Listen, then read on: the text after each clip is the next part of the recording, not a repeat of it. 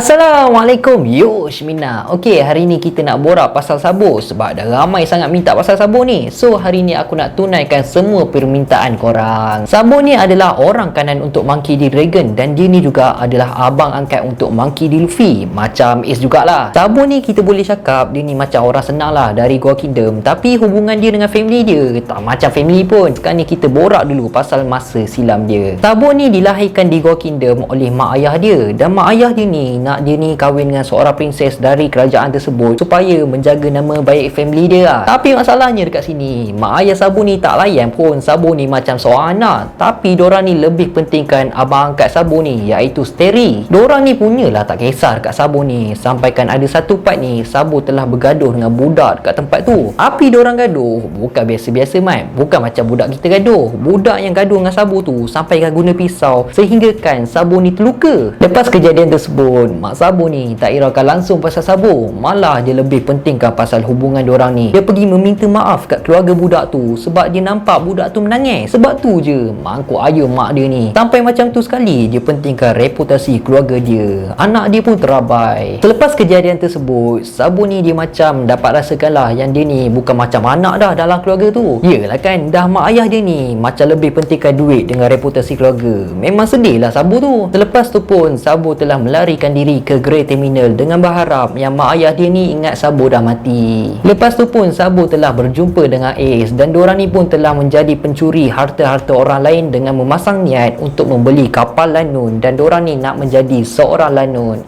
Menjadi kumpulan lanun lah. Lepas diorang dah selalu jumpa gitu, Ace pun telah menceritakan pasal seorang budak ni yang selalu ikut dia, iaitu Monkey D. Luffy yang baru saja tinggal bersama Dadan. Sabun pun apa lagi, dia cakap lah dekat Ace, "Weh, kau duduklah dengan aku dekat Grey Terminal. Lepas ni tak adalah orang kacau dia lagi kan."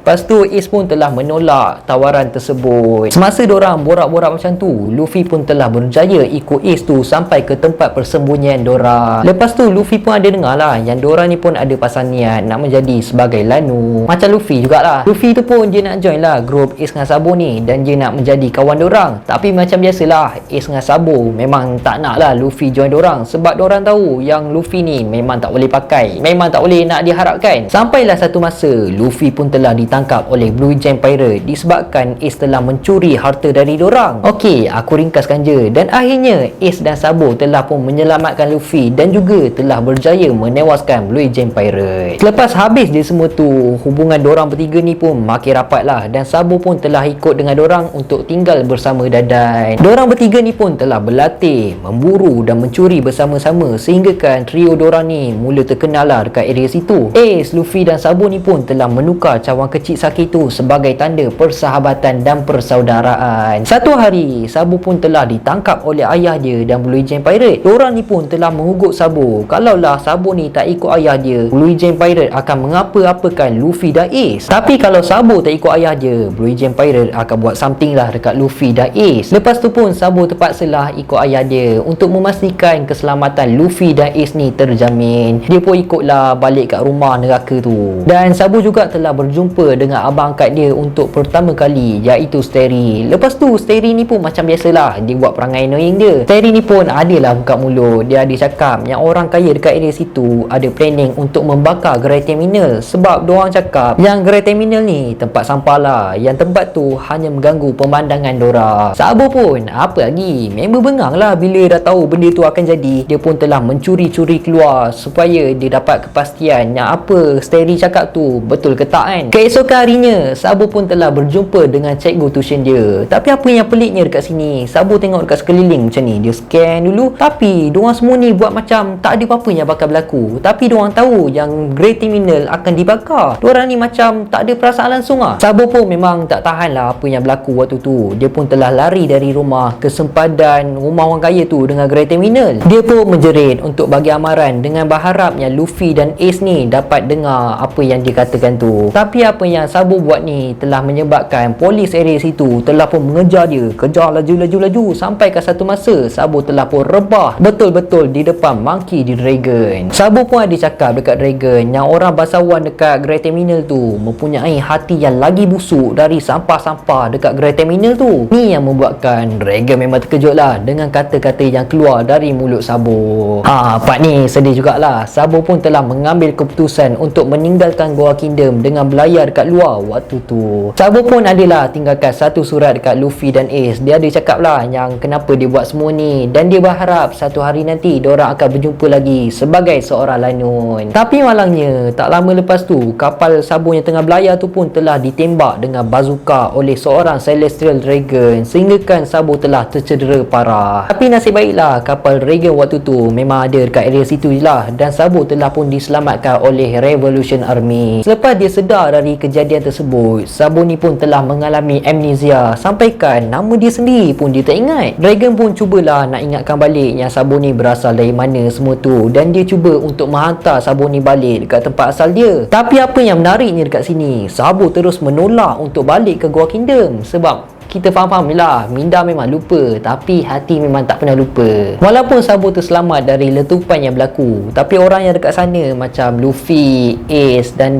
Makimo semua tu ingatkan dia dah mati. Kiranya Sabo ni telah pun berada dengan Revolution Army ni memang cukup lama lah. Sabo pun telah berlatih secara personal dengan orang yang cukup hebat macam Ivankov, Kuma, Dragon, Head dengan Inazuma. Ni yang menyebabkan kekuatan Sabo ni memang cukup kuat lah. Setiap misi yang dia hantar oleh Dragon, Sabo ni memang setiap misi dia memang akan berjaya. Disebabkan pencapaian dia dalam setiap misi ni memang kita boleh cakap A lah kan. Dia pun telah dinaikkan pangkat sebagai orang nombor 2 paling tinggi dalam Revolution Army. Semasa berlakunya perang Marineford yang menyebabkan Ace ni akan menerima hukuman mati, Sabo ni memang tak turut serta lah untuk menyelamatkan Ace sebab waktu tu dia memang tak ingat apa-apa pun pasal dorang ni. Waktu tu pun Sabo ni anggap Ace ni macam lanun-lanun biasa lah. Tapi selepas kematian Ace, berita pasal kematian Ace ni memang tersebar dekat seluruh dunia lah, sampaikan Sabo telah tahu pasal kematian Ace ni melalui surat khabar. Selepas dia tengok je surat khabar tu lama-lama, tenung lama-lama, dia pun telah teringat balik segala kenangan diorang bersama. Disebabkan Sabo ni terlalu sedih atas kematian Ace, dia pun telah rebah dan pensan selama 3 hari. Memang dia tak terjagalah selama 3 hari tu, sampaikan orang kat sekeliling dia dekat dalam Revolution tu memang risau gila lah pasal Sabo ni. Selepas Sabo sedar dari pensan hari tu,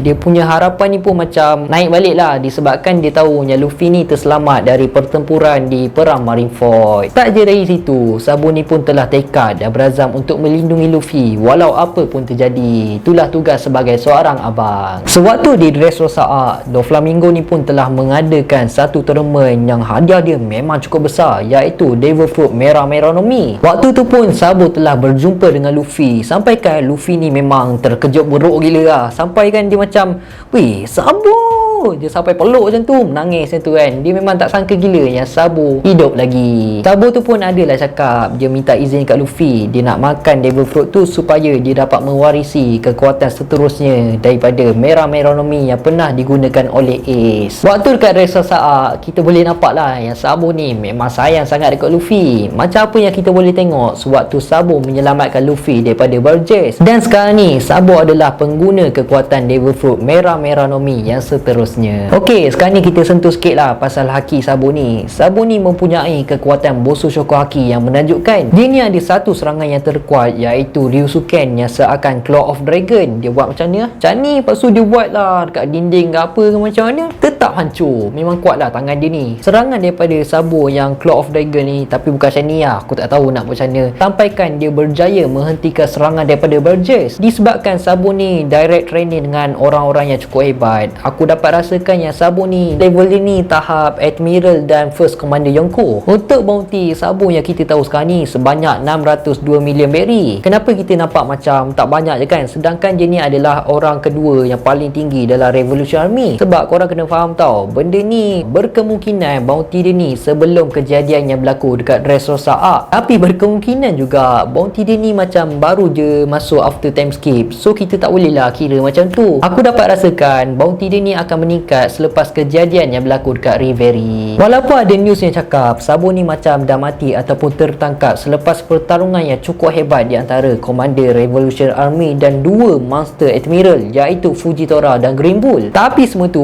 memang aku tak percayalah. Berkemungkinan ni semua hanyalah mainan daripada Morgan ataupun mainan daripada World Government untuk menarik Dragon keluar, dan dorang ni memang musuh kuat Dragon lah kan, kita boleh cakap. So conclusionnya dekat sini aku boleh cakap Morgan ni berkemungkinan mencanang benda yang tak betul. So benda ni boleh lah jadi teori untuk kita semua. Tapi semua mesti nak tahu kan apa pendapat aku, adakah sabun ni akan muncul dalam perang Wano nanti? So pendapat aku macam sabun ni berkemungkinan tak akan menyertai perang Wano nanti, disebabkan aku rasa Wano ni bukanlah tempat sabun, tapi sabun ni akan lebih menyelah selepas perang Wano, sebab kita akan tahu apa yang betul-betul terjadi di Reverie nanti. Okey, sampai sini jelas sedikit perkongsian pasal sabun. Maaf atas segala salah silap dalam video ni. InsyaAllah kita jumpa dalam next video. Assalamualaikum.